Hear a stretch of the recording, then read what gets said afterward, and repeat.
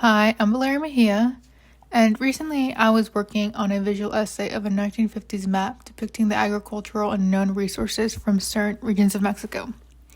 This map, while it caught my eye and it was really pretty, I also noticed that it ignores the indigenous history of these resources. This had me thinking of the native ties to my site, Crazy Horse Memorial. This is a site or a place local to me, and it's in South Dakota. It's like a 40-minute drive for me. And it's basically a mountain carving of a famous native chief as it ties in with resistance to erasure from history. This carving is yet to be complete, but as you will see shortly, it's a very impressive sculpture. We are in South Dakota again right now, and it's known for its native history and political issues between the government and local tribes. That's just me saying hi. So we are now inside of the visitor center / museum. And as you can see, it does have a log cabin typology. You will find that all over South Dakota for the most part. Just going to give you a quick little tour of some of the artifacts, some of the history. Here we have a statue of a woman dancing during a powwow, which is basically a Native American gathering with dancing and singing and a celebration. Some arrowheads.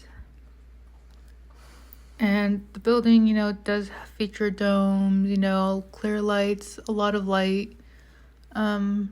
Try and bring a lot of warmth into the building. Just gonna give you guys some background history over the sculpture and how the idea came to be. The sculpture celebrates Crazy Horse, the infamous Lakota warrior chief famous for refusing to move him and his followers to a reservation or up to Canada, and winning a major battle known as the Battle of Little Bighorn in 1876, or as Greasy Grass to the natives. After years of unrest and instability, Crazy Horse eventually would surrender and be killed on September 5th, 1877.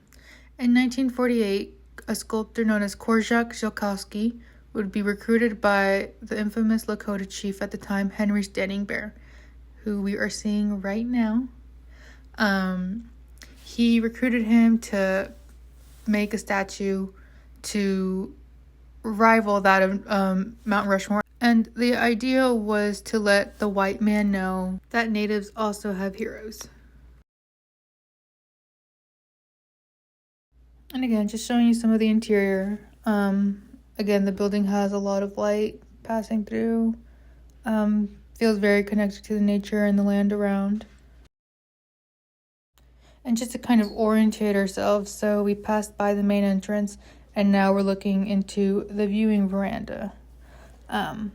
Which, you come out from the gift shop and connects to the restaurant. As I said, here's the restaurant on your right and the gift shop is on your left.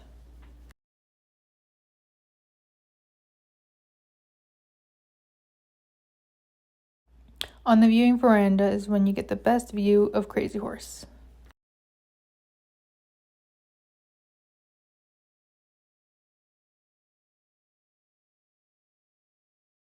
On the left of the veranda, you will also find a timeline showing the progress of Crazy Horse.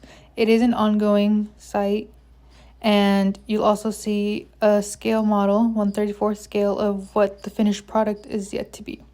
Crazy Horse is pointing out west to show that is where him and his people are buried.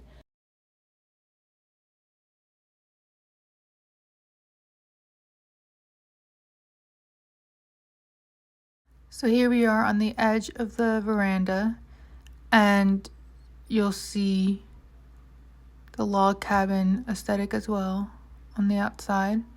The site itself is known as Thunderhead Mountain and is sacred land to natives. Because of this, the sculpture is very contested with many tribes as it goes against traditional native beliefs. From this point on, we are taking a little bus ride that takes you to the base of Crazy Horse, and here you can see that.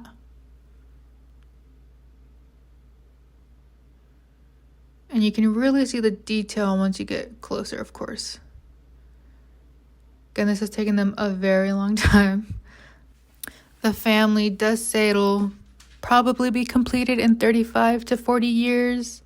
So maybe when I'm in my 60s, 70s, I'll see it complete.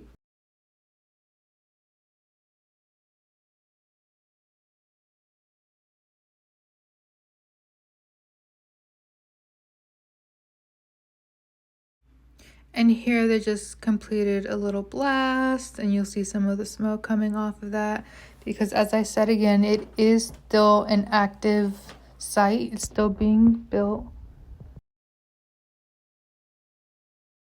And I will say that it is a very tranquil place.